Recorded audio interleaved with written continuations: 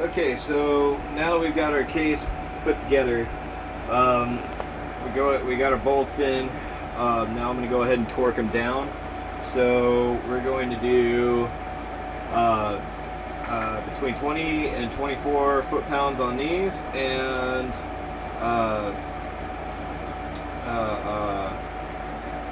26 to 30 foot-pounds on these.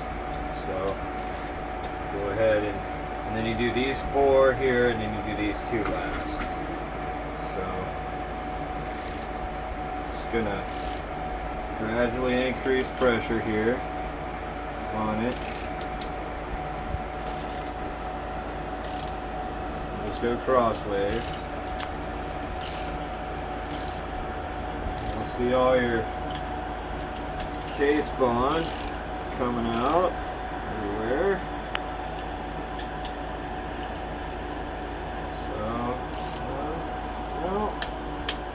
There's that guy. That guy. Okay. I'm just going to go in a circle.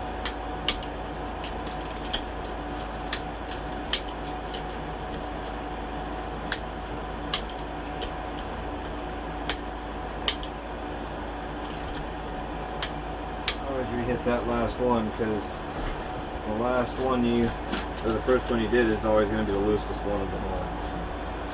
Alright,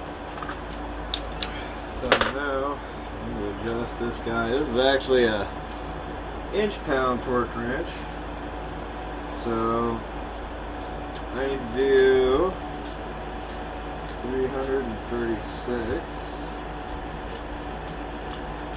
360.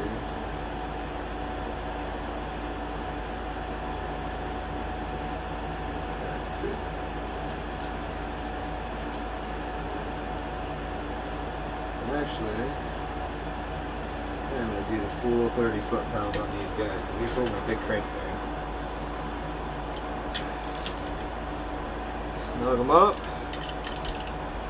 And then give me the old torque.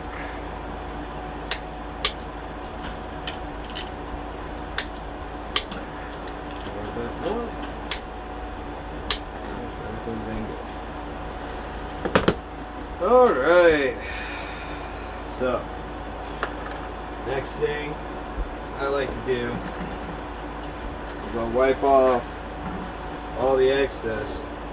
So now obviously we talked about why I did it around my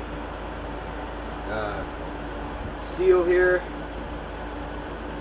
and why that's going to be effective for me in the future. We don't want anything ever coming out of there. Excuse me, that's my wife. Alright. So, anyway, go ahead and... Smells right. Taste the broth. She's making her own video. So, go ahead and wipe all this up, and then we'll flip over, make sure the crank's clean, and I'll check up with y'all after that. Alright, look at that shiny little piece of jewelry right there. Heck yeah, she's looking nice. New banjo fittings and new oiler over there. Little check valve oilers. So she's all torqued down and bottom ends together. Guess what? Dogs. Hi, dog. Hi, Suki. Hi, Rufus. Hi, Roofer. Oh, he's such a big guy. Okay. Alright, go on. Go on. You're in the way. Yeah, I know you like it by the stove, but you're in the way. Okay. Alright. Anyway. So, catch up with you here in a minute. Alright, so one thing worth noting as I'm getting ready to put my pistons on here is with these gaskets, we don't have too much of a problem here, but something to pay attention to is with these gaskets, any bit of this gasket that protrudes into this area right here, any bit of this gasket that protrudes in this area is cutting off your horsepower.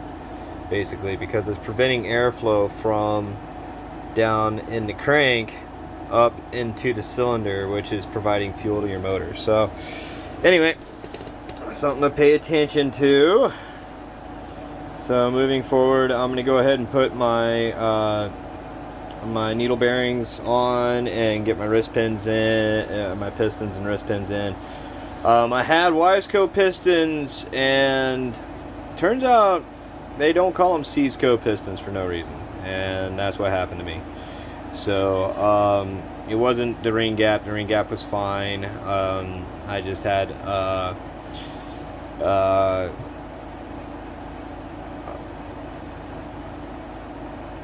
I had a billet aluminum piston. I had it, I believe, yeah, I had a forged piston when I needed a cast piston, basically, and a cast piston from Polaris is really expensive. So, but I had to buy 2 of them. So yay, that was like $500. Sucks. Anyway. But they're better, and they can hold more horsepower, they're going to last longer, and they're not going to heat season my motor when I try to open it up early on in the break-in cycle. That's what happened to me. So my dumb ass somewhere along the line always. Anyway, I'll shoot another little bit here, or do another little bit, and I'll get back to you guys.